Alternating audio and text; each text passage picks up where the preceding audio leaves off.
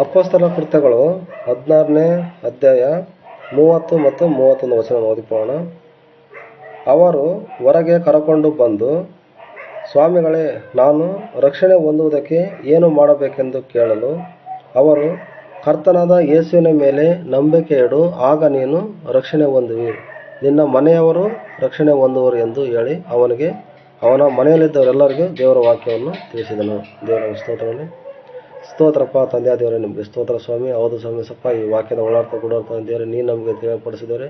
ಪವಿತ್ರಾತ್ಮನೇ, ನೀನು ನಮ್ಮ ಜೊತೆಲಿದ್ದೇವೆ, ನೀವು ಮಾತಾಡಿದ್ದೇವೆ, ನೀವು ಅದ್ಭುತಗೊಳಿಸ್ರಪ್ಪ. ಯೇಸು ನಾಮದಲ್ಲಿದ್ದೇವೆ, ನಾವು ಕಲಿಲಿಕ್ಕೆ ಬಂದಾಗದೇವ್ರೆ, ನೀವು ನಮ್ಮನ್ನು ಕಲಿಸಿದ್ದೇವೆ, ನಮ್ಮನ್ನು ಉತ್ತಮವಾಗಿದ್ದೇವೆ, ನೀವು ನಡೆಸ್ರಪ್ಪ. ನಿನಗೆ ಮಾತ್ರ ಮಹಿಮೆ ಆಗಲ್ದೇವ್ರೆ, ನಿಮಗೆ ಸ್ತೋತ್ರಪ್ಪ. ಆಮೇನ್ ಆಮೇಲೆ. ಕರ್ತನಾದ ಯೇಸುವಿನ ಮೇಲೆ ನಂಬಿಕೆ ಇಡು, ಆಗ ನೀನು ರಕ್ಷಣೆ ಹೊಂದು ಎಂಬುದಾಗಿ ಪೌಲನು ಒಬ್ಬ ಸೆರೆಯ ಯಜಮಾನನಿಗೆ ಈ ಮಾತನ್ನು ಹೇಳ್ತಾ ಇದ್ದಾನೆ. ಈ 16ನೇ ಅಧ್ಯಾಯದಲ್ಲಿ ನಾವು ನೋಡುವಾಗ ಇದರ ಹಿಂದಿನ ವಚನವನ್ನು ನಾವು ಓದ್ಕೊಳ್ಳೋಣ. 16ನೇ ಅಧ್ಯಾಯ 6ನೇ ವಚನದಲ್ಲಿ, ಆಸ್ಯ ಸೀಮೆಯಲ್ಲಿ ವಾಕ್ಯವನ್ನು ಹೇಳಬಾರದೆಂದು ಪವಿತ್ರಾತ್ಮನು ತಡೆದಿದ್ದರಿಂದ ಅವರು ಪೃಗ್ಯ ಗಲಾತ್ಯ ಸೀಮೆಯನ್ನು ಹಾದು ಹೋಗಿ ಮೂಸಕ್ಕೆ ಎದುರಾಗಿ ಬಂದಾಗ ಬಿಥನ್ಯಕ್ಕೆ ಹೋಗುವ ಪ್ರಯತ್ನ ಮಾಡಿದರು. ಅಲ್ಲಿಯೂ ಯೇಸುವಿನ ಆತ್ಮ ಅವರನ್ನು ಹೋಗಗೊಡಿಸಲಿಲ್ಲ. ಆಗ ಅವರು ಮೂಸ್ಯವನ್ನು ಸುಮ್ಮನೆ ದಾಟಿ ತ್ರೋವಕ್ಕೆ ಬಂದರು. ಅಲ್ಲಿ ರಾತ್ರಿ ಕಾಲದಲ್ಲಿ ಪೌಲನಿಗೆ ಒಂದು ದರ್ಶನವಾಯಿತು. ದೇವರ ನಾವು ಸ್ತೋತ್ರವಾಗಿ. ದೇವರು ಪವಿತ್ರಾತ್ಮನು ಸ್ಪಷ್ಟವಾಗಿ ಹೇಳ್ತಿದ್ದಾನೆ ಪೌಲನಿಗೆ. ಪೌಲ ಮತ್ತು ಸೀಲರು ಸುವಾರ್ತೆ ಸಾರಲಿಕ್ಕೆ ಹೊರಟಾಗ, ಆಸ್ಯ ಸೀಮೆಗೆ ಹೋಗಬೇಕೆಂಬುದಾಗಿ ಹೊರಟಾಗ, ಆಸ್ಯ ಸೀಮೆಯಲ್ಲಿ ನೀವು ಸುವಾರ್ತೆಯನ್ನು ಸಾರಬಾರ್ದು ಎಂಬುದಾಗಿ ಪವಿತ್ರಾತ್ಮನೇ ಅಲ್ಲಿ ತಡಿತಾ ಇದ್ದಾನೆ. ಯಾಕೆ ತಡಿತಾ ಇದ್ದಾರೆ ಅಂದರೆ, ದೇವರು ಅಲ್ಲಿ ಕೂಡ ಅನೇಕ ಸಭೆಗಳನ್ನು ಕಟ್ಟಲಿಕ್ಕೆ ದೇವರು ನೆಕ್ಸ್ಟ್ ಅನುಮತಿ ಕೊಡ್ತಾರೆ. ಆದರೆ ಈ ಸಂದರ್ಭದಲ್ಲಿ ಅಲ್ಲಿ ದೇವರು ಅಲ್ಲಿ ಹೋಗಬೇಡ್ರಿ, ನೀವು ಈಗ ಯಾವ ಊರಿಗೆ ಹೋಗ್ಬೇಕು, ಮೆಕೆದೋನ್ಯಕ್ಕೆ ಹೋಗಬೇಕೆಂಬುದಾಗಿ ದೇವರು ಸ್ಪಷ್ಟವಾಗಿ ತಿಳಿಸ್ತಾ ಇದ್ದಾನೆ. ಅವರು ಈ ಊರುಗಳನ್ನೆಲ್ಲ ಬಿಟ್ಟು ದಾಟಿ ಸಮುದ್ರ ಮಾರ್ಗವಾಗಿ ಹೋಗಿ ಮೆಕೆದೋನ್ಯಕ್ಕೆ ಹೋಗಬೇಕಾರ ಅಲ್ಲೇ ಅವನಿಗೆ ಒಂದು ದರ್ಶನವಾಗುತ್ತೆ. ಯಾರಿಗೆ? ಪೌಲನಿಗೆ. ಮಲ್ಕೊಂಡಿದ್ದಾಗ ರಾತ್ರಿಯ ಸಮಯದಲ್ಲಿ ಒಂದು ದರ್ಶನವಾಗುತ್ತೆ. ಏನೆಂದರೆ, ಮೆಕೆದೋನ್ಯ ದೇಶದ ಒಬ್ಬ ಮನುಷ್ಯನು ನಿಂತುಕೊಂಡು, ನೀನು ಸಮುದ್ರವನ್ನು ದಾಟಿ ಮೆಕೆದೋನ್ಯಕ್ಕೆ ಬಂದು ನಮಗೆ ನೇರವಾಗಬೇಕೆಂದು ಅವನನ್ನು ಬೇಡಿಕೊಳ್ಳುತ್ತಿದ್ದರು. ದೇವರ ಸ್ತೋತ್ರವಾಗಲಿ. ಮನುಷ್ಯರ ಸಂಕಲ್ಪಗಳು ಅನೇಕವಿದ್ದರೂ ದೇವರ ಸಂಕಲ್ಪವೇ ನೆರವೇರುತ್ತೆ ಎಂಬುದಾಗಿ ನಾವು ಈ ವಾಕ್ಯ ನೋಡ್ಬೋದು. ಏಕೆಂದರೆ ಅವರು ಏನು ಅಂದ್ಕೊಂಡಿದ್ರು, ಆಸ್ಯ ಸೀಮೆಯಲ್ಲಿ ಹೋಗಿ ನಾವು ಅನೇಕ ಜನಗಳಿಗೆ ನಾವು ಸುವಾರ್ತೆಯನ್ನು ಸಾರಬೇಕು, ಅಲ್ಲಿ ಸಭೆಗಳನ್ನು ಕಟ್ಟಬೇಕೆಂಬುದಾಗಿ ಪೌಲನ ಒಂದು ಉದ್ದೇಶವಾಗಿದೆ. ಆದರೆ ದೇವರ ಚಿತ್ತ ಏನೆಂಬುದನ್ನು ನಾವು ನೋಡೋದಾದರೆ, ಮೊದಲು ನೀವು ಮೆಕೆದೋನ್ಯಕ್ಕೆ ಹೋಗ್ರಿ, ಅಲ್ಲೇ ನೀವು ಸುವಾರ್ತೆಯನ್ನು ಸಾರ್ರಿ, ನೆಕ್ಸ್ಟ್ ಆಸ್ಯ ಸೀಮೆಯಲ್ಲಿ ಬಂದು ನಡೆಸ್ರಿ ಎಂಬುದಾಗಿ ದೇವರು ತಿಳಿಸ್ತಾರೆ. ಅಂದರೆ ಆಸ್ಯ ಸೀಮೆಯಲ್ಲಿ ಸಭೆಗಳು ಬೇಡ ಅಂತಲ್ಲ ದೇವರ ಉದ್ದೇಶ, ಅಲ್ಲಿ ಅದಕ್ಕೆ ಇನ್ನೂ ಸಮಯ ಬಂದಿಲ್ಲ ಎಂಬುದಾಗಿ. ಇದೇ ನಾವು ಪ್ರಕಟಣೆಯಲ್ಲಿ ನೋಡುವಾಗ ಆಸ್ಯ ಸೀಮೆಯಲ್ಲಿ 7 ಸಭೆಗಳನ್ನು ಅಲ್ಲಿ ಕಟ್ತಾರೆ. ಆಸ್ಯ ಸೀಮೆ ಅಂದರೆ ಇದು ಒಂದು ಎಫೆಸ ಪಟ್ಟಣ. ಈ ಎಫೆಸ ಪಟ್ಟಣ ಈ ರೋಮಾ ಸರ್ಕಾರದ ಒಂದು ಕೇಂದ್ರ ಬಿಂದು, ಅಲ್ಲಿ ಒಂದು ಬಿಸ್ನೆಸ್ ಏರಿಯಾ ಇದು. ಈ ಆಸ್ಯ ಸೀಮೆಯಲ್ಲಿ ಅನೇಕ ಸಭೆಗಳನ್ನು ಕಟ್ಟಿ 7 ಸಭೆಗಳನ್ನು ಕಟ್ಟಿ ಅಲ್ಲಿ ನಾವು ಪ್ರಕಟಣೆಯಲ್ಲಿ ನೋಡ್ತೀವಿ. ನಾವು ಈ 7 ಸಭೆಗಳಿಗೆ ಸುವಾರ್ತೆಯನ್ನು ಎಲ್ಲ ರೀತಿಯಲ್ಲೂ ಯಾರು ಬರೆದಿದ್ದಾರೆ? ಪೌಲನೇ ಬರೆದಿದ್ದಾರೆ. ಎಫೆಸ, ಅಲ್ಲಿ ಫಿಲಿಪ್ಪ, ಪ್ರತಿಯೊಂದು ಊರುಗಳಲ್ಲಿ ಹೋಗಿ ಎಲ್ಲ ಸಭೆಗಳಿಗೆ ಸುವಾರ್ತೆಯನ್ನು ಬರೆದು ಅಲ್ಲಿ ಸಭೆಗಳನ್ನು ಕಟ್ಟಿ ಜನರನ್ನೆಲ್ಲ ಒಟ್ಟುಗೂಡಿಸಿದವನಾಗಿದ್ದಾನೆ. ಅಂದರೆ ದೇವರು ಏನು ಹೇಳ್ತದೆ, ಒಂದು ಮಾರ್ಗವನ್ನು ತೆರೆದಾಗ ಇನ್ನೊಂದು ಮಾರ್ಗ ಮುಚ್ಚಿದರೆ ದೇವರು ಏನು ಮಾಡ್ತಾನೆ, ಒಂದು ಮಾರ್ಗ ತೆರೆಯೋದಕ್ಕಿಂತ ಮುಂಚಿತವಾಗಿ ಇನ್ನೊಂದು ಮಾರ್ಗವನ್ನು ಅಲ್ಲಿ ತೆರೆದಿಟ್ಟಿರ್ತಾನೆ. ಒಂದು ಮಾರ್ಗ ಮುಚ್ಚಿದರೆ ಇನ್ನೊಂದು ಮಾರ್ಗ ತೆರೆದಿಟ್ಟಿರ್ತಾನೆ. ಅಂದರೆ ಈ ಸೀಮೆಗೆ ನೀವು ಹೋಗಬಾರ್ರಿ, ಇನ್ನೊಂದು ಸೀಮೆಗೆ ನೀವು ಹೋಗ್ರಿ ಎಂಬುದಾಗಿ ದೇವರು ಪವಿತ್ರಾತ್ಮನು ಪೌಲನ ಮೂಲಕ ಮಾತಾಡ್ತಾನೆ. ಈ ವಾಕ್ಯ ಸಂದೇಶವೇನಂತಂದರೆ, ನಾವು ನಮ್ಮ ಚಿತ್ತದಂತೆ ನಾವು ಜೀವಿಸದೆ ದೇವರ ಚಿತ್ತಾನುಸಾರವಾಗಿ ನಾವು ಇಲ್ಲಿ ಜೀವಿಸಲಾಗಿರಬೇಕು. ಕರ್ತನಾದ ಯೇಸು ಕ್ರಿಸ್ತನು ಯಾರು? ಸೆರೆಯ ಯಜಮಾನನ ಮೂಲಕ ಇಲ್ಲಿ ಪೌಲನಿಗೆ ದರ್ಶನವಾಗುತ್ತೆ. ಅಂದರೆ ಅವನಿಗೆ ವಾಕ್ಯದ ಸಂದೇಶ ಬೇಕಾಯಿತು, ಅವನು ದೇವರ ಬಳಿಗೆ ಬರುತ್ತಾನೆ ಎಂಬುದಾಗಿ ನಾವಿಲ್ಲಿ ನೋಡ್ಬೋದಾಗಿದೆ. ಏಕೆಂದರೆ ಇವನು ಆಸ್ಯ ಸೀಮೆಗೆ ಹೋಗಬೇಕಂತ ತೀರ್ಮಾನ ಮಾಡಿರ್ತಕ್ಕಂಥ ಪೌಲನು ಮೆಕೆದೋನ್ಯಕ್ಕೆ ಹೋಗು ಎಂಬುದಾಗಿ ಸ್ಪಷ್ಟವಾಗಿ ರಾತ್ರಿ ಕನಸಿನ ಮೂಲಕ ದರ್ಶನವಾಗುತ್ತೆ. ದೇವರು ಹೇಳ್ತಾನೆ, ಇಲ್ಲಿ ನೀನು ಏನು ಮಾಡಬೇಡ, ಸುವಾರ್ತೆಯನ್ನು ನೀನು ಸಾರಬೇಡ ಎಂಬುದಾಗಿ ಸ್ಪಷ್ಟವಾಗಿ ಹೇಳ್ತಾನೆ. ಇದೇ ಪ್ರಕಾರ ಈ ಫಿಲಿಪ್ಪ ಪಟ್ಟಣ ಮತ್ತು ಎಫೆಸ ಇವೆಲ್ಲವಲ್ಲಿ ಸೆರೆಯಲ್ಲಿ ಬಿದ್ದಿರ್ತಕ್ಕಂಥ ಇವರು ಹೇಗೆ ಸೆರೆಯಲ್ಲಿ ಹೋದರು, ಇವರು ಹೇಗೆ ಸೆರೆಯಲ್ಲಿ ಹೇಗೆ ಸೆರೆವಾಸ ಅನುಭವಿಸಿದ್ರು ಎಂಬುದಾಗಿ ನಾವು ಕೆಳಗಡೆ ವಚನ ನೋಡೋಣ. 12ನೇ ವಚನದಿಂದ ನಾವು ನೋಡುವಾಗ, ಈ ಸೀಮೆಗೆ ಇವರು ಬಂದ ಮೇಲೆ ಒಬ್ಬ ಲೂದ್ಯಳ್ ಎಂಬ ಒಬ್ಬ ಸ್ತ್ರೀ ಇವ್ರಿಗೆ ಮೊದಲು ಸಿಗ್ತಾಳೆ. ಒಂದು ಆತ್ಮನ ದೇವರಲ್ಲಿ ಕೊಡ್ತಾನೆ. ಈಕೆ ಧೂಮ್ರವರ್ಣವನ್ನು ವಸ್ತ್ರಗಳನ್ನು ಮಾರುವಳು, ತೂವೈತರ್ ಎಂಬ ಊರಿನವಳು, ದೇವಭಕ್ತಳು ಆಗಿದ್ದಳು. ಪೌಲನು ಹೇಳಿದ ಮಾತುಗಳಿಗೆ ಲಕ್ಷ್ಯ ಕೊಡುವುದಕ್ಕೆ ಕರ್ತನು ಆಕೆಯ ಹೃದಯವನ್ನು ತೆರೆದನು. ದೇವರ ನಮ್ಮ ಸ್ತೋತ್ರದಲ್ಲಿ ನಾವು ಯಾರಿಗಾದರೂ ಸುವಾರ್ತೆಯನ್ನು ಸಾರಬೇಕಂದ್ರೆ ಕರ್ತನಾದ ಯೆಹೋವನು ಯೇಸು ಕ್ರಿಸ್ತನು ಅವರ ಹೃದಯವನ್ನು ತೆರಿಬೇಕು. ಆವಾಗ ನಾವು ಹೇಳ್ತಕ್ಕಂಥ ಸುವಾರ್ತೆ ಅವ್ರಿಗೆ ಮುಟ್ಟುತ್ತೆ. ಈ ಲೂದ್ಯಳೆಂಬ ಒಬ್ಬ ಸ್ತ್ರೀಗೆ ಪೌಲನು ಸುವಾರ್ತೆಯನ್ನು ಸಾರುವಾಗ ಆಕೆಯ ಹೃದಯವನ್ನು ದೇವರು ತೆರೆದನೆಂಬುದನ್ನು ನಾವು ವಾಕ್ಯದಲ್ಲಿ ನೋಡ್ತೀವಿ. ಅಂದರೆ ದೇವರ ಉದ್ದೇಶ ಇರಬೇಕು. ನಾವು ಯಾರಿಗಾದ್ರೂ ಒಬ್ಬರಿಗೆ ಸುವಾರ್ತೆಯನ್ನು ಸಾರ್ತೀವಿ ಅಂದರೆ ಅದು ದೇವರ ಚಿತ್ತವಾಗಿರಬೇಕು. ನಾವು ಸ್ವಂತ ಬುದ್ಧಿಯಿಂದ ಸ್ವಂತ ಜ್ಞಾನದಿಂದ ಯಾವುದು ಕೂಡ ನಾವು ಸುವಾರ್ತೆಯನ್ನು ಸಾರಬಹುದು. ಆದರೆ ದೇವರ ಉದ್ದೇಶ ಇವರನ್ನು ಅಲ್ಲಿಗೆ ಕರೆದುಕೊಂಡು ಹೋಗುತ್ತೆ. ಇದೇ ಪ್ರಕಾರ ನಾವು ಕೆಳಗಡೆ ನೋಡುವಾಗ, ಬಳಿಕ ಪ್ರಾರ್ಥನೆ ನಡೆಯುವ ಆ ಸ್ಥಳಕ್ಕೆ ನಾವು ಹೋಗುತ್ತಿರುವಾಗ ಗರುಡಗಾರ್ತಿಯಾದ ಒಬ್ಬ ದಾಸಿಯನ್ನು ನಾವು ಇಲ್ಲಿ ನೋಡೋರಾಗಿರ್ತೀವಿ. ಆ ದಾಸಿಯು ಕಣಿಗಳೊಳಗಿರ್ತಾಳೆ. ಗರುಡಗಾರ್ತಿಯಾದ ಒಬ್ಬ ದಾಸಿಯು ನಮ್ಮ ಎದುರಿಗೆ ಬಂದಳು. ಅವಳು ಕಣಿ ಹೇಳುವುದರಿಂದ ಅವಳ ಯಜಮಾನರಿಗೆ ಬಹು ಆದಾಯವಾಗುತ್ತಿತ್ತು. ಅಲ್ಲಿ ಒಬ್ಬ ಕಣಿ ಹೇಳ್ತಕ್ಕಂಥ ಒಂದು ಗರುಡಗಾರ್ತಿ ಪೌಲನಿಗೆ ಕಾಣಿಸಿಕೊಳ್ತಾಳೆ. ಅವಳು ಇವರು ಹೋಗುವಾಗಲೂ ಬರುವಾಗಲೂ ಇವ್ರು ಹಿಂದೆ ಬಂದು ಏನು ಹೇಳ್ತಾ ಇದ್ದಾಳೆ ಅಂತಂದರೆ, ಈ ಮನುಷ್ಯರು ಪರಾತ್ಪರನಾದ ದೇವರ ದಾಸರು, ನಿಮಗೆ ರಕ್ಷಣೆಯ ಮಾರ್ಗವನ್ನು ಸಾರುತ್ತಾರೆ ಎಂಬುದಾಗಿ ಕೂಗಿ ಹೇಳ್ತಾ ಇರ್ತಾಳೆ. ಇವರು ಸುವಾರ್ತೆ ಸಾರಕ್ಕೆ ಹಿಂಗೆ ಹೋಗ್ಬೇಕಾದ್ರೆ ಹಿಂದೆ ಹೋಗ್ತಿದ್ಲು, ಹಿಂಗೆ ಬರ್ಬೇಕಾದ್ರೆ ಹಿಂದೆ ಬರ್ತಿದ್ಲು. ಈ ಮನುಷ್ಯರು ಪರಾತ್ಪರನಾದ ದೇವರ ದಾಸರು, ಇವರು ದೇವರ ಮಕ್ಕಳು ಎಂಬುದಾಗಿ ಸ್ಪಷ್ಟವಾಗಿ ಹೇಳ್ತಿದ್ಲು. ಆ ಸ್ತ್ರೀ ಯಾರಂದರೆ ಒಂದು ದೆವ್ವ ಹಿಡಿದಿರ್ತಕ್ಕಂಥ ಒಂದು ಸೈತಾನನ ಆಳ್ವಿಕೆಯಲ್ಲಿ ಜೀವಿಸತಕ್ಕಂಥ ಒಬ್ಬ ಸ್ತ್ರೀ. ಅವಳು ಏನು ಹೇಳ್ತಿದ್ದಾಳೆ, ದೇವರ ಒಂದು ಪ್ರವಾದನೆ ನುಡಿತಾ ಇದ್ದಾಳೆ. ದೇವರು ಯಾವ ಥರ ಹೇಳ್ತಿದ್ದಾನೆ ಅದೇ ಪ್ರಕಾರ ಪ್ರವಾದನೆ ನುಡಿತಿದ್ರು. ಏನಂತ, ಇವರು ಪರಾತ್ಪರನಾದ ದೇವರು ಅಂತ.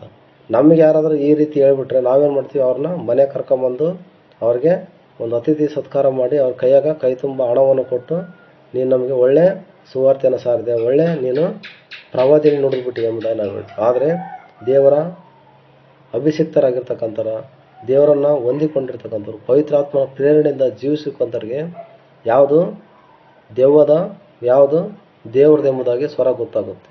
ಇಲ್ಲಿ ಪವಿತ್ರಾತ್ಮ ಹೊಂದಿಕೊಂಡವ್ರು ಯಾರು, ಪವಿತ್ರಾತ್ಮನ ಒಂದೇ ಇರತಕ್ಕಂಥ ಸೈತಾನ ಆಳ್ವಿಕೆಗೆ ಇರೋದು ಯಾರು ಎಂಬುದಾಗಿ ಸ್ಪಷ್ಟವಾಗಿ ಗೊತ್ತಾಗುತ್ತೆ. ಆದರೆ ಪೌಲನಿಗೆ ಗೊತ್ತು ಇದು ಒಂದು ದೆವ್ವ ಎಂಬುದಾಗಿ ಗೊತ್ತು. ಆದರೆ ಅಲ್ಲಿ ಒಂದೇ ಮಾತವನ್ನು ಗದರಿಸ್ತಾನೆ. ಹೀಗೆ ಅನೇಕ ದಿವಸ ಮಾಡಿದ್ರಿಂದ ಪೌಲನು ಬಹಳವಾಗಿ ಬೇಸರಗೊಂಡು ಹಿಂತಿರುಗಿ ಆ ದೆವ್ವಕ್ಕೆ, ಅವಳನ್ನು ಬಿಟ್ಟು ಹೋಗು ಎಂದು ಯೇಸು ಕ್ರಿಸ್ತನ ಹೆಸರಿನಲ್ಲಿ ನಿನಗೆ ಅಪ್ಪಣೆ ಕೊಡುತ್ತೇನೆ ಎಂಬುದಾಗಿ ಸ್ಪಷ್ಟವಾಗಿ ಹೇಳ್ತಾನೆ. ದೇವರ ಸ್ತೋತ್ರವಾಗಲಿ. ಯೇಸು ಕ್ರಿಸ್ತನ ಹೆಸರಿನಲ್ಲಿ ನಿನಗೆ ಅಪ್ಪಣೆ ಕೊಡುತ್ತೇನೆ. ಇವತ್ತು ನೀವಾದರೂ ಕೂಡ ಪ್ರಾರ್ಥನೆ ಮಾಡುವಾಗ ನಾವು ಯೇಸುವಿನ ನಾಮ ಮತ್ತು ಯೇಸುವಿನ ರಕ್ತದೊಂದಿಗೆ ನಾವು ಪ್ರಾರ್ಥನೆ ಮಾಡೋರಾಗುತ್ತೆ. ಯೇಸುವಿನ ನಾಮದಲ್ಲಿ ಮತ್ತು ಯೇಸುವಿನ ರಕ್ತದಲ್ಲಿ ನಮಗೆ ಬಿಡುಗಡೆ ಉಂಟು ಎಂಬುದಾಗಿ 2026 ವರ್ಷದಿಂದಲೂ ಕೂಡ ಆ ಹಿಂದಿನ ದಿವಸದಲ್ಲಿ ಏನು ನಡೆದಿದ್ದವೋ ಈಗಲೂ ಕೂಡ ಅವೇ ನಡೀತಾ ಇದ್ದಾವೆ. ಅಂದರೆ ಆತನ ರಕ್ತಕ್ಕೂ ಮತ್ತು ಆತನ ಹೆಸರಿಗೆ ಎಷ್ಟು ಪ್ರಾಮುಖ್ಯ ಇದೆ. ಯಾಕೆಂದರೆ ನಾವು ಈ ಲೋಕದಲ್ಲಿ ನೋಡುವಾಗ MLAಗೂ MP ಗೂ ಮತ್ತು ಮುಖ್ಯಮಂತ್ರಿಗೂ ಪ್ರಧಾನಮಂತ್ರಿಗೂ ಒಂದು ಒಳ್ಳೆ ಗೌರವಗಳಿದೆ. ಅವರ ಹೆಸರು ಹೇಳಿದ್ರೆ ಏನು ಮಾಡ್ತಾರೆ, ನಮ್ಮನ್ನು ಬಿಡುಗಡೆ ಮಾಡ್ತಾರೆ. ಸೆರೆಯಲ್ಲಿರೋರನ್ನ ಬಿಡುಗಡೆ ಆಗಿರ್ಬೋದು, ಮತ್ತು ಪೊಲೀಸ್ ಸ್ಟೇಷನಲ್ಲಿ ಹೋದರೆ ಯಾರ ಹೆಸರು ಹೇಳಿದ್ರೆ ಬಿಡುಗಡೆ ಮಾಡ್ತಾರೆ, ರಾಜಕೀಯ ವ್ಯಕ್ತಿಗಳ ಹೆಸರು ಹೇಳಿದ್ರೆ. ಯಾವ್ದಾರ ಒಂದು ಜಗಳ ತಂಟೆಗಳಾಗಿ ಸಣ್ಣ ಪುಟ್ಟ ಕೇಸ್ಗಳಾದರೆ, FIR ಆದರೆ, ಯಾರೋ ಒಬ್ಬರು MLA ಕೂಡ ಫೋನ್ ಮಾಡಿಸಿದ್ರೆ ಅದನ್ನು ನಡೀತವೆ. ಬೈಕ್ಗಳನ್ನು ಹಿಡಿದ್ರೆ, ಕಾರುಗಳನ್ನು ಹಿಡಿದ್ರೆ, ರೋಡ್ನಲ್ಲಿ ಹಿಡಿದ್ರೆ ನಾವು ರಾಜಕೀಯ ವ್ಯಕ್ತಿಗಳು ಮರೆ ಹೋಗ್ತೀವಿ. ಅಂದರೆ ಅವರ ಹೆಸರಿಗೆ ಅಷ್ಟು ಬೆಲೆ ಇದೆ. ಆದರೆ ಯೇಸು ಕ್ರಿಸ್ತನು ಒಬ್ಬ ದೇವರು, ಒಬ್ಬ ಕರ್ತನು ಆಗಿರ್ತಕ್ಕಂಥ ನಮ್ಮ ದೇವರು 2026 ವರ್ಷಗಳು ಹೋದರೂ, ಯುಗಾಂತರಗಳು ಕಳೆದರೂ ಕೂಡ ಆತನ ನಾಮಕ್ಕೆ ಏನೆಲ್ಲ ಒಂದು ಗೌರವ ಇದೆ, ಒಂದು ಮಹತ್ವ ಇದೆ, ಅಥವಾ ಒಂದು ಪರಿಣಾಮ ಇದೆ. ಆ ಹೆಸರಿಗೆ ಇರ್ತಕ್ಕಂಥ ಗೌರವವನ್ನು ನಾವು ಎಂದಿಗೂ ಕೂಡ ಕಡಿಮೆ ಆಗೋದಕ್ಕೆ ನಾವು ಸಾಧ್ಯನೇ ಇಲ್ಲ. ಏಕೆಂದರೆ ಆತನು ತನ್ನ ಸ್ವರಕ್ತವನ್ನೇ ಕೊಟ್ಟು ಈ ಭೂಮಿಯನ್ನು, ಈ ನಮ್ಮ ಜನವನ್ನು, ನಮ್ಮನ್ನೆಲ್ಲರನ್ನ ಕೊಂಡುಕೊಂಡಿದ್ದಾನೆ. ಹಾಗಾಗಿ ಆತನ ನಾಮಕ್ಕೂ ಮತ್ತು ಆತನ ಹೆಸರಿಗೂ ಆತನ ಒಂದು ರಕ್ತಕ್ಕೂ ಒಂದು ಅಪಾರವಾದ ಒಂದು ಮಹತ್ವ ಇದೆ. ಆಗ ನೋಡ್ರಿ, ಯೇಸು ಕ್ರಿಸ್ತನ ಹೆಸರಿನಲ್ಲಿ ನಿನಗೆ ಅಪ್ಪಣೆ ಕೊಡುತ್ತೇನೆ ಎಂಬುದಾಗಿ ಹೇಳ್ತೀನಿ. ಆದರೆ ಪವಿತ್ರಾತ್ಮನು ಹೊಂದಿಕೊಂಡಿರ್ತಕ್ಕಂಥ ಪೌಲನು ನಾನು ಹೇಳ್ತಾ ಇದ್ದೇನೆ ಅಂತ ಹೇಳಲ್ಲ. ಅವನು ಯೇಸು ಕ್ರಿಸ್ತನ ಹೆಸರಿನಲ್ಲಿ ನಿನಗೆ ಅಪ್ಪಣೆ ಕೊಡ್ತೇನೆ ಅಂತ ಹೇಳಿದ ತಕ್ಷಣ ಅದೇ ಗಳಿಗೆಯಲ್ಲಿ ಅದು ಬಿಟ್ಟು ಹೋಯ್ತಂತೆ. ಆ ದೆವ್ವ ಬಿಟ್ಟು ಹೋದ ತಕ್ಷಣವೇ ಪೌಲ ಮತ್ತು ಸೀಲರನ್ನು ಏನು ಮಾಡ್ತಾರೆ, ಅಲ್ಲಿರ್ತಕ್ಕಂಥ ಯಜಮಾನರು, ಅಲ್ಲಿರ್ತಕ್ಕಂಥ ಅಧಿಪತಿಗಳು ಅವ್ರನ್ನ ಹಿಡ್ಕೊಂಡೋಗಿ ಕಟ್ಟಿ ಹಾಕಿ ಚಾಟಿಗಳಿಂದ ಹೊಡೆಸಿ ಅವ್ರನ್ನ ಸೆರೆಮನೆಯಲ್ಲಿ ಹಾಕ್ತಾರೆ. ಯಾಕೆ ಹಾಕ್ತಾರೆ ಅಂದರೆ ಅವ್ರಿಗೆ ಬಹು ಆದಾಯವಾಗುತ್ತಂತೆ. ಆ ದಾಸಿ ಇರ್ತಕ್ಕಂಥ ಗೌಡಗಾರ್ತಿಯು ಕಣಿ ಹೇಳುವಾಗ ಅನೇಕರಿಗೆ ಅದು ವರಗಳಾಗಿ ಅವ್ರೇನು ಮಾಡ್ತಿದ್ರು, ಆದಾಯಗಳನ್ನು ಹೆಚ್ಚಿಸ್ತಾ ಇದ್ರು. ಅವಳಿಗೆ ಆದಾಯ ನಿಂತು ಹೋಯ್ತು. ಯಾರಿಂದ ನಿಂತು ಹೋಯ್ತು? ಪೌಲನಿಂದ ನಿಂತು ಹೋಯ್ತು. ಯಾಕೆ? ಅದು ಒಂದು ದೆವ್ವ, ಅದು ಒಂದು ದುರಾತ್ಮ. ಅದು ಕೂಡ ಏನು ಮಾಡುತ್ತೆ, ಪ್ರವಾದನೆ ನುಡಿತೆ. ನಾವು ಕೂಡ ನಮ್ಮ ಜೀವಿತದಲ್ಲಿ ಕೂಡ ಎಚ್ಚರ ಇರಬೇಕು. ಯಾರಾದರೂ ನಮಗೆ ಪ್ರವಾದನೆ ನುಡಿದ್ರೆ ನಾವು ಇದು ಪವಿತ್ರಾತ್ಮದ ಅಥವಾ ಇದು ದೆವ್ವದ ದುರಾತ್ಮದ ಎಂಬುದಾಗಿ ನಾವು ತಿಳ್ಕೊಬೇಕು. ಅಂದರೆ ಪವಿತ್ರಾತ್ಮ ಪ್ರೇರಣೆಯಿಂದ ನಾವು ವಾಕ್ಯಗಳನ್ನು ನಾವು ಕರೆಕ್ಟಾಗಿ ಓದಿಕೊಂಡು ತಿಳ್ಕೊಂಡಿರ್ಬೇಕು. ವಾಕ್ಯಗಳ ಅರಿವು ನಮಗಿದ್ದಾಗ ನಮ್ಮನ್ನ ಯಾವುದೇ ದುರಾತ್ಮನು ನಮ್ಮನ್ನು ಏನೂ ಮಾಡಲಿಕ್ಕೆ ಸಾಧ್ಯ ಇಲ್ಲ. ಆದರೆ ಆ ದೆವ್ವ ಆ ಸ್ತ್ರೀಯನ್ನು ಬಿಟ್ಟು ಹೋದ ತಕ್ಷಣವೇ ಅವ್ರಿಗೇನಾಯಿತು, ಆದಾಯ ಬಿಟ್ಟು ಹೋಯ್ತು. ಯಾಕಂದರೆ ಕಣ್ಣು ಹೇಳೋಕ್ಕಾಗಲ್ಲ. ಕಣ್ಣು ಹೇಳಬೇಕಂದ್ರೆ ಏನು ಬೇಕು? ದುರಾತ್ಮ ಇರಬೇಕು. ದುರಾತ್ಮ ಇದ್ದರೆ ನಿನ್ನ ಮನೆಯಲ್ಲಿ ಲಿಂಗ ಐತೆ, ನೀನು ಇವತ್ತು ಈ ರೀತಿ ಮಾಡ್ಕೊಂಬಂದು ನಿನಗೆ ಈ ಕೇಡಾಯಿತು, ನಿನಗೆ ಈ ಗಂಡಾಂತರ ಆಯಿತು, ನಿಮ್ಮ ಅತ್ತೆ ಸರಿಗಿಲ್ಲ, ನಿಮ್ಮ ಮಾವ ಸರಿಗಿಲ್ಲ, ನಿನ್ನ ಗಂಡ ಸರಿಗಿಲ್ಲ ಎಂಬುದಾಗಿ ಅವ್ರು ಹೇಳಿದಾಗ ನೀವು ಎಡಗೈ ತೋರಿಸ್ತೀರಿ, ಬಲಗೈ ತೋರಿಸ್ತೀರಿ, ಅವ್ರು ಇದ್ದಂಗೆ ಹೇಳ್ತಾರೆ. ಮತ್ತು ನೀನು ಈ ರೀತಿ ಮಾಡಿಸಿದರೆ ನಿನಗೆ ಅನುಕೂಲವಾಗುತ್ತೆ, ಈ ರೀತಿ ಮಾಟ ಮಂತ್ರ ಮಾಡಿಸ್ಬೇಕು, ಈ ರೀತಿ ನೀನು ದೇವ್ರಿಗೆ ಹೋಗ್ಬೇಕು ಅಂತ ಏನಾದ್ರು ಒಂದು ಹೇಳಿ ಕಳಿಸಿ ಅವ್ರಿಗೆ ಅನೇಕ ಆದಾಯಗಳು ತುಂಬ್ತಾಯಿದ್ವು. ಆ ಆದಾಯ ನಿಂತು ಓದಿದ ತಕ್ಷಣ ಅವ್ರು ಏನು ಮಾಡ್ತಾರೆ, ಸಿಪಾಯಿಗಳನ್ನು ಕಳಿಸಿ ಪೌಲ ಸೀಲರನ್ನು ಎಳ್ಕೊಂಡು ಹೋಗಿ ಅವ್ರನ್ನ ಅಧಿಪತಿಗಳ ಮುಂದೆ ಕಟ್ಟಿ ಹಾಕಿ ಅವ್ರನ್ನ ಹೊಡೆದು ಅವ್ರನ್ನ ಸೆರೆಮನೆಯಲ್ಲಿ ಹಾಕ್ತಾರೆ. ಆ ಸೆರೆಮನೆಯಲ್ಲಿ ಹಾಕಿಸಿದಾಗ ಅವರು ಆ ಹೊಡೆತಕ್ಕೆ, ಅವರ ಆ ನೋವಿಗೆ ಅವ್ರಿಗೆ ನಿದ್ದೆ ಬರಲ್ಲ. ಆ ನಿದ್ದೆ ಬರದಿರ್ತಕ್ಕಂಥ ಸಂದರ್ಭದಲ್ಲಿ ಏನು ಮಾಡ್ತಾರೆ ಅವರಂದರೆ, ದೇವರನ್ನು ಸ್ತುತಿ ಸ್ತೋತ್ರಗಳಿಂದ ಹಾಡುಗಳ ಮೂಲಕ ಅವ್ರು ಏನು ಮಾಡ್ತಾರೆ, ಕೊಂಡಾಡೋರಾಗಿರ್ತಾರೆ. ಹೇಗೆ ದೇವರನ್ನು ಅವರು ಒಂದು ಪವಿತ್ರಾತ್ಮನ ಪ್ರೇರಣೆಯಿಂದಾಗಿ ದೇವರನ್ನು ಅವರು ಬೇಡೋರಾಗಿರ್ತಾರೆ. ಅವ್ರನ್ನ ಆರಾಧನೆ ಮಾಡೋಕ್ಕೆ ಸ್ಟಾರ್ಟ್ ಮಾಡ್ತಾರೆ. ಆ ಸಮಯದಲ್ಲಿ ಸೆರೆಮನೆಯಲ್ಲಿ ಒಳ ಕೋಣೆಯಲ್ಲಿ ಹಾಕಿ ಅವರ ಕಾಲುಗಳ ಕೊಳವನ್ನು ಹಾಕಿ ಬಿಗಿಸಿದನು. ಮಧ್ಯರಾತ್ರಿಯಲ್ಲಿ ಪೌಲನು ಸೀಲನು ಪ್ರಾರ್ಥನೆ ಮಾಡೋರಾಗಿ ದೇವರಿಗೆ ಸ್ತುತಿ ಪದಗಳನ್ನು ಹಾಡುತ್ತಿದ್ದರು. ಸೆರೆಯಲ್ಲಿದ್ದ ಅವರು ಲಕ್ಷ್ಯವಿಟ್ಟು ಕೇಳುತ್ತಿದ್ದರು. ಅಲ್ಲಿರ್ತಕ್ಕಂಥವರೆಲ್ಲರೂ ಕೂಡ ಲಕ್ಷ್ಯವಿಟ್ಟು ಏನು ಮಾಡ್ತಾರೆ, ಅವರ ಸ್ತುತಿ ಸ್ತೋತ್ರಗಳನ್ನು, ಅವರ ಆರಾಧನೆಯನ್ನು ಕೇಳ್ತಿದ್ದಾರೆ. ಅಂದರೆ ಅವರಲ್ಲಿರ್ತಕ್ಕಂಥದ್ದು ಏನು, ನೋವಿದೆ. ನಮ್ಮಂಥವ್ರು ನಿಮ್ಮಂಥವ್ರಾಗಿದ್ದರೆ ಏನು ಮಾಡ್ತಿದ್ವಿ, ನಾವು ಗುಣಗುಡ್ತಿದ್ವಿ. ದೇವರೇ, ನೀನು ಹೇಳಿದಕ್ಕೆ ನಾನು ಆಸೆ ಸೀಮೆ ಬಿಟ್ಟು ಮೆಕ್ಕೆದನ್ಯಕ್ಕೆ ಬಂದೆಪ್ಪ, ನೋಡಿ ಇಲ್ಲಿ ನನ್ನೆಲ್ಲ ಹೊಡೆದಿದ್ದಾರೆ, ನಿನ್ನ ನಿಮಿತ್ತ ನನಗೆ ಗಾಯಗಳಾಗಿದ್ದಾವೆ, ನಿನ್ನ ನಿಮಿತ್ತ ನನಗೆ ರಕ್ತ ಬಂದಿದೆ, ನನಗೆ ನಿದ್ದೆ ಬರ್ತಿಲ್ಲ ಅಂತ ನಾವು ದೇವ್ರನ್ನ ಗುಣಗುಡ್ತಾ ಇದ್ವಿ. ನಾವು ಇದ್ರ ಸವಾಸನ ಬೇಡಪ್ಪ, ನಾವು ನಮ್ಮೂರಿಗೆ ನಾವು ಹೋಗ್ಬಿಡೋಣ ಎಂಬುದಾಗಿತ್ತು. ಆದರೆ ದೇವರನ್ನು ನಂಬಿರ್ತಕ್ಕಂಥ ಪೌಲನು ಎಲ್ಲಿ ಕೂಡ ಗುಣಗುಟ್ಟಲಿಲ್ಲ. ಅಂದರೆ ದೇವರೆಂಬುದಾಗಿ ನಾವು ಸ್ಪಷ್ಟವಾಗಿ ಅರ್ಥ ಮಾಡ್ಕೊಳ್ಬೇಕು. ನಮ್ಮ ಜೀವಿತದಲ್ಲಿ ಅದ್ಭುತ ಕಾರ್ಯಗಳು ಮಾಡಿದ್ರೆ ಮಾತ್ರ ನಾವು ದೇವರನ್ನು ನಂಬೋದು. ಏನಾದರೂ ಶೋಧನೆಗಳು ಬಂದರೆ ಬಿಟ್ಟು ಹೋಗೋದಲ್ಲ. ದೇವರನ್ನು ನಂಬಿ ದೇವರನ್ನು ದೀಕ್ಷೆ ಸ್ಥಾನ ಹೊಂದಿ ನಾವು ಜೀವಿಸುವಾಗ, ಪವಿತ್ರಾತ್ಮ ಬಲದಿಂದ ನಾವು ಜೀವಿಸುವಾಗ ನಮಗೆ ಅನೇಕ ಸಂಕಷ್ಟಗಳು ಬಂದರೂ ಕೂಡ ನಾವು ಏನು ಮಾಡಬೇಕು, ಸ್ತುತಿ ಸ್ತೋತ್ರಗಳನ್ನು ನಾವು ಇದರಲ್ಲಿ ಒಂದು ವಾಕ್ಯವನ್ನು ನಾವು ನೋಡಿಕೊಳ್ಳೋಣ. ಯಾಕೋಬ ಪತ್ರಿಕೆ 5:13.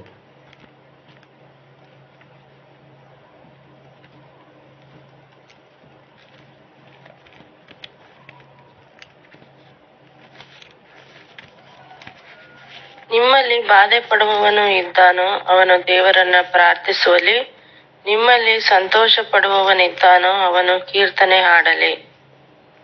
ಸಿಸ್ಟರ್ಸ್, ನಿಮ್ಮಲ್ಲಿ ಬಾಧೆ ಪಡುವವನಿದ್ದಾನೋ ಅವನು ದೇವರನ್ನು ಪ್ರಾರ್ಥಿಸಲಿ, ನಿಮ್ಮಲ್ಲಿ ಸಂತೋಷ ಪಡುವವನಿದ್ದಾನೋ ಅವನು ಕೀರ್ತನೆ ಹಾಡಲಿ. ದೇವರ ನಮಗೆ ಸ್ತೋತ್ರವಾಗಲಿ. ನಮಗೆ ಕಷ್ಟಗಳು ಬಂದರೆ ನಾವು ಏನು ಮಾಡಬೇಕು, ದೇವರನ್ನ ಪ್ರಾರ್ಥನೆ ಮಾಡಬೇಕು. ನಮಗೆ ಯಾರಾದರೂ ಬೈದರೆ, ಯಾರಾದರೂ ನಮಗೆ ನಿಂದನೆ ಮಾಡಿದರೆ, ಯಾರಾದರೂ ನಮ್ಮನ್ನು ಅಪಹಾಸ್ಯ ಮಾಡಿದರೆ, ನಮ್ಮ ದೇವರ ನಿಮಿತ್ತ ನಮ್ಮನ್ನು ಏನಾದರೂ ಬೈದರೆ, ಹೊಡೆದ್ರೆ ನಾವೇನು ಮಾಡಬೇಕು, ದೇವರಲ್ಲಿ ಬಂದು ನಾವು ಪ್ರಾರ್ಥನೆ ಮಾಡಬೇಕು. ಪ್ರಾರ್ಥನೆ ಅಂದರೆ, ದೇವರೇ ಅವ್ರು ನಮ್ಮನ್ನು ಹೊಡೆದು ಬಿಟ್ರು, ನೀನು ಅವ್ರಿಗೆ ಶಿಕ್ಷೆ ಕೊಡು ಎಂಬುದಾಗಲ್ಲ. ಆದರೆ ನೀನು ಒಳ್ಳೆಯವನು ಸ್ವಾಮಿ, ನೀನು ಒಳ್ಳೆಯದನ್ನೇ ಮಾಡೋನಾಗಿದೆಯಾ, ನಮ್ಮನ್ನು ಕರುಣಿಸು, ನಾವೇನಾದರೂ ತಪ್ಪಾಗಿ ಮಾತನಾಡಿದರೆ ನಮ್ಮನ್ನು ಕ್ಷಮಿಸು ಎಂಬುದಾಗಿ ನೀವು ತಗ್ಗಿಸಿಕೊಂಡಾಗ ದೇವರು ನಿಮ್ಮನ್ನು ಆಶೀರ್ವದಿಸಲಾಗಿದೆ. ನಿಮ್ಮಲ್ಲಿ ಸಂತೋಷ ಪಡುವವನಿದ್ದಾನೋ ಅವನು ಕೀರ್ತನೆ ಹಾಡಲಿ. ಅಂದರೆ ದೇವರನ್ನು ಹಾಡಿನ ಮೂಲಕ ನಾವು ಕೊಂಡಾಡೋರಾಗಿರ್ಬೇಕು, ಮಹಿಮೆ ಪಡಿಸೋರಾಗಿರ್ಬೇಕು. ಈ 16ನೇ ಅಪೊಸ್ತಲ ಕೃತ್ಯಗಳ 16ನೇ ವಚನದಲ್ಲಿ ಇವರ ಬಂದಿರತಕ್ಕಂಥದ್ದು ಸೆರೆಯಲ್ಲಿ. ಈ ಸೆರೆಯಲ್ಲಿ ಬಂದಾಗ ಆ ಸೆರೆಯ ಯಜಮಾನನಿಗೆ ಏನಾಗುತ್ತೆ, ಅವನು ಕಷ್ಟದಲ್ಲಿರ್ತಾನೆ, ಅವನು ಒಂದು ಸಂಕಟದಲ್ಲಿರ್ತಾನೆ. ಆ ಸಮಯದಲ್ಲಿ ಅಲ್ಲಿ ಅಕಸ್ಮಾತ್ವಾಗಿ ಭೂಕಂಪ ಆಗುತ್ತೆ. ಇದು ಅಕಸ್ಮಾತ್ವಾಗಿದೆ ಅಂತ ಇಲ್ಲಿ ಬರೆದಿದ್ದಾರೆ, ಆದರೆ ಅದು ಆಗಿರೋದು ಪವಿತ್ರಾತ್ಮ ಪ್ರೇರಣೆಯಿಂದ. ಯಾಕೆಂದರೆ ದೇವರನ್ನು ಮಹಿಮೆ ಪಡಿಸುವಾಗ ದೇವರು ಏನು ಮಾಡ್ತಾನೆ, ಅವ್ರಿಗೆ ಸದುತ್ತರವನ್ನು ಕೊಡ್ತಾನೆ. ಅಂದರೆ ನಾನಿದ್ದೀನಿ, ನೀನು ಪವಿತ್ರಾತ್ಮ ಬಲವನ್ನು ಹೊಂದಿಕೊಂಡಿದ್ದೆ ಎಂಬುದಾಗಲ್ಲಿ ಸೂಚನೆ ಕಾರ್ಯಗಳು ಪೌಲನಿಗೆ ತಿಳಿಸ್ತಾನೆ. ಅವೆಲ್ಲ ಕದಗಳೆಲ್ಲ ತೆರಿತವೆ, ಅವರ ಬೇಡಿಗಳೆಲ್ಲ ಕಳಚಿ ಬೀಳ್ತವೆ, ಅಲ್ಲಿ ಆಸ್ತಿವಾರ ಕೂಡ ಕದಲಿತೆ ಎಂಬುದನ್ನು ನೋಡ್ತೀವಿ. ಅಂದರೆ ಎಲ್ಲ ಗೇಟ್ಗಳು ಓಪನ್ ಆಗ್ತವೆ, ಅಲ್ಲಿ ಭೂಮಿಯು ಕದಲಿ ಒದ್ಕೊಂಡ್ಬಿಡುತ್ತೆ. ಆದರೆ ಯಾರಿಗೂ ಕೂಡ ಪ್ರಾಣ ನಷ್ಟ ಆಗಿರೋದಿಲ್ಲ. ಇದು ಇಂಪಾರ್ಟೆಂಟ್ ಆಗಿರುತ್ತೆ. ಆದರೆ ಅಲ್ಲಿ ಇನ್ನೊಂದು ಹೇಳ್ಬೇಕು, ಯಾರು ಕೂಡ ಆ ಸೆರೆಯನ್ನು ಬಿಟ್ಟು ಓಡಿ ಹೋಗಿರಲ್ಲ. ಪವಿತ್ರಾತ್ಮನ ಕೆಲಸ ಕಾರ್ಯ ಅಂತಿರುತ್ತೆ. ಅಂದರೆ ಒಬ್ಬರಿಗೆ ಅನ್ಯಾಯ ಮಾಡೋದು, ಒಬ್ಬರಿಗೆ ತೊಂದರೆ ಕೊಡೋದು ನಮ್ಮ ದೇವರ ಕಾರ್ಯ ಅಲ್ಲ. ದೇವರು ಏನು ಮಾಡ್ತಾನೆ, ಎಲ್ಲರನ್ನೂ ಕೂಡ ಸಂರಕ್ಷಣೆ ಮಾಡ್ತಾನೆ. ಅಲ್ಲಿ ಸೆರೆ ಯಜಮಾನನು ಕೂಡ ಸಂರಕ್ಷಣೆ ಮಾಡ್ತಾನೆ. ಮತ್ತು ಅನೇಕ ಕೈದಿಗಳಿದ್ರು, ಅವರು ಕೂಡ ಓಡಿ ಹೋಗ್ಬೋದಾಯ್ತು, ಆದರೆ ಯಾರನ್ನು ಕೂಡ ದೇವರು ಬಿಡೋದಿಲ್ಲ. ದೇವದೂತರ ದಂಡಿಳಿಸಿ ಅವ್ರನ್ನ ಕಾವಲಾಗಿಟ್ಟು ಕಾಯ್ತಾರೆ. ಆದರೆ ಇಲ್ಲಿ ಇವರ ಸ್ತುತಿ ಸ್ತೋತ್ರಕ್ಕೆ ಅಲ್ಲಿ ಏನಾಯಿತು, ಭೂಕಂಪವಾಯಿತು. ಆ ಸೆರೆಯಲ್ಲಿದ್ದಾರೆ ಎಲ್ಲರಿಗೆ ಬೇಡಿಗಳೆಲ್ಲ ಕಳಚಿದ್ವು, ಅವರಿಗೆ ಕೈಗೆ ಕಾಲಿ ಕಟ್ಟಿರ್ತಕ್ಕಂಥ ಬೇಡಿಗಳೆಲ್ಲ ಕಳಚಿ ಬಿದ್ದವು, ಅವರು ಕೂಡ ಓಪನ್ ಆದ. ಆದರೆ ದೇವರ ಉದ್ದೇಶ ಏನು, ದೇವರ ಮಾರ್ಗ ಏನೆಂಬುದನ್ನು ನೋಡುವಾಗ ಸೆರೆಮನೆಯ